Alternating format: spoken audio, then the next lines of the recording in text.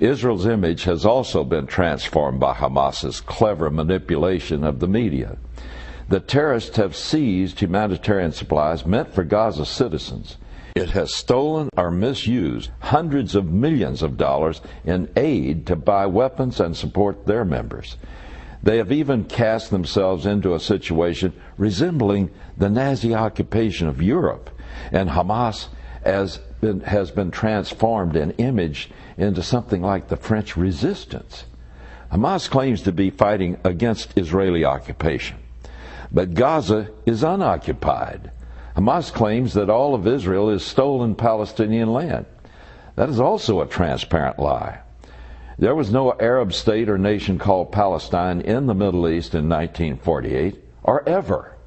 That means there was no Palestinian nation that the Jews could steal or occupy.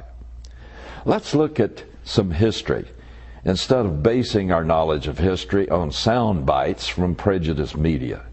The Ottoman Turks ruled the entire area for 400 years, from 1517 to 1917. During that time, there were no nations or independent states within the empire. They were all erased. There were just provinces.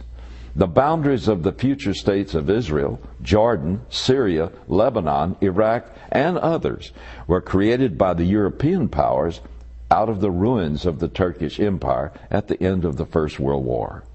A homeland for Israel was one of the first created by the League of Nations at the San Remo Conference in 1922. But the more important fact is that the Jews have lived continuously in Palestine for 3,700 years. And since the 19th century, the Jews were a majority of the population in Jerusalem. Therefore, since Israel's claim is older than any other, and its people have inhabited the land longer than any others, Israel has as much right to exist in the Middle East as do any of these Arab states. However, the Saudis drove the Hashemites, whom we now know as the Jordanians, from their position as the guardians of the holy sites of Mecca and Medina, which they had held for hundreds of years. They appealed to Winston Churchill, who was at the time the British colonial secretary, to reward them for their minimal help against the Turks in World War I. So he decided to take Transjordan, which was 80% of the land set aside by the League of Nations for a Jewish homeland, and give it to them. Jewish leader Chaim Weizmann made an agreement with the Arab leaders to cede Transjordan to the Hashemites in exchange for a signed promise of peace. Sound familiar? It was agreed that this would be a place for any people displaced by Israel's homeland, which extended from the Jordan to the Mediterranean Sea.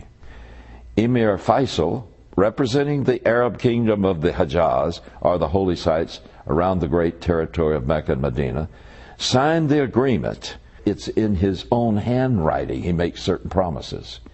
In this document, Emir Faisal promised that there would be no more demands made upon the Jews by the Arabs if they were given this land. I've heard that before. Have you? Today, the kingdom of Jordan, whose population is comprised of at least 83% by those who call themselves Palestinian, is supposed to be the Palestinian state. But it was never acceptable to the Muslim nations, that is, until the Israelis conquered the West Bank and the Gaza. Once the Palestinians gained the sympathy of the UN and many world leaders, the Muslim nations suddenly began to call for the creation of a Palestinian state that they themselves never allowed when they controlled the same territory.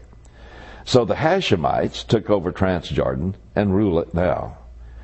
Why?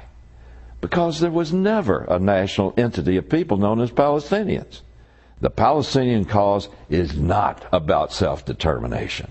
Muslims and useful idiots of the West claim that the Middle East is in constant conflict because the Palestinians yearn for a state and Israel refuses to give it to them. Both of these claims are patently false.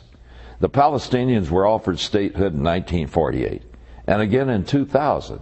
Both times they responded with armed aggression and terrorist attacks. From 1948 to 1967, Egypt possessed Gaza, and Jordan possessed the West Bank. Why did they not offer that land to their fellow Arabs and Palestinians as a state? It's the same land they were now demanding from Israel. They want Israel to do what they wouldn't do. In 2005, Israel withdrew its military forces from Gaza, which they had occupied to prevent terrorist attacks. As soon as Israel withdrew and forcibly removed the Jewish settlements, Hamas began launching rockets against towns and schools inside southern Israel. But these terrorists are not a small rogue element. They're members of Hamas. And the vast majority of Palestinians voted for Hamas in the last general election and gave them control of the Palestinian government. Surveys show they would do it again. They are not victims. They're terrorists. Their goal isn't peace, it's war. And with Turkey, Iran, and Syria supporting them, they think that this time is a war they can win.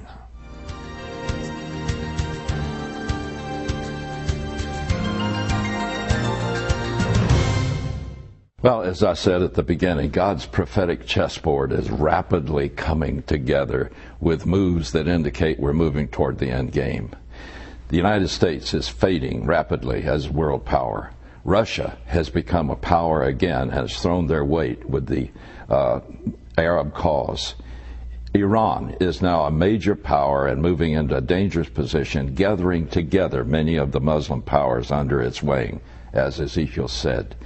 Turkey, Jordan, Egypt, Syria have all made moves just in the last couple of weeks that indicate that they're war-bound toward Israel. Even Egypt did maneuvers in the Sinai Desert of how to attack Israel. The whole world is moving rapidly toward what the Bible predicted would be the scenario of world powers just before the end time. And, you know, with this all going on, I believe the time has come when every Christian needs to be sure he is prepared for the kind of chaos that's going to come along with this. This is why I believe a man called Stephen is something that you need to study, and you need to be ready to be used in a mighty way in these closing days of the church age. That's it for tonight. God bless you. And God willing, I'll be here next week.